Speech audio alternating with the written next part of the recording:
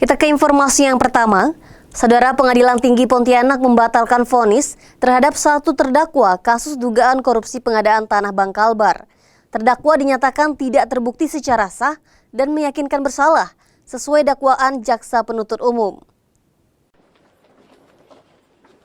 Pengadilan Tinggi Pontianak yang diketuai Pranci Sinaga, Hakim Anggota 1 Tri Andita Juristiawati, dan Hakim Anggota 2 Dwi Jaka Santo memvonis bebas Paulus Andi Mursalim dan membatalkan putusan Majelis Hakim Pengadilan Tindak Pidana Korupsi pada Pengadilan Negeri Pontianak.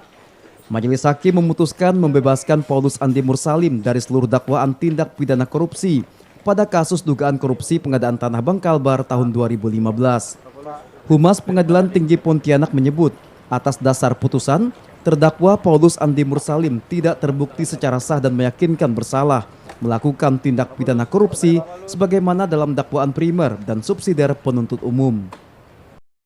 Dalam putusan ini, Hakim Anggota 2 Dwi Jaka Santo mengeluarkan dissenting opinion atau pendapat berbeda, yaitu bahwa kerugian negara dalam perhitungan BPKP dalam kasus ini tidak semuanya masuk dalam ranah pidana, sehingga tidak sependapat soal lamanya penjara dan besarnya denda kepada terdakwa atas putusan Pengadilan Negeri Pontianak.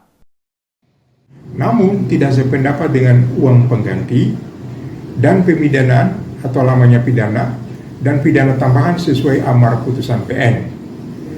Berdasarkan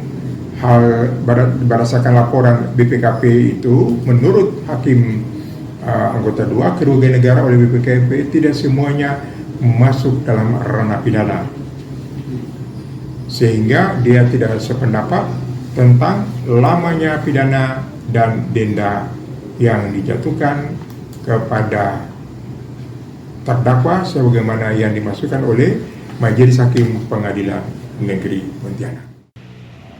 Sebelumnya, pada 3 September 2025, Majelis Hakim Pengadilan Tipikor pada Pengadilan Negeri Pontianak yang diketuai Idewa Gede Budi Dharma Asmara dengan anggota Wahyu Kusumaningrum dan Arif Hendriana menjatuhkan vonis 10 tahun penjara kepada Paulus Andi Mursalim.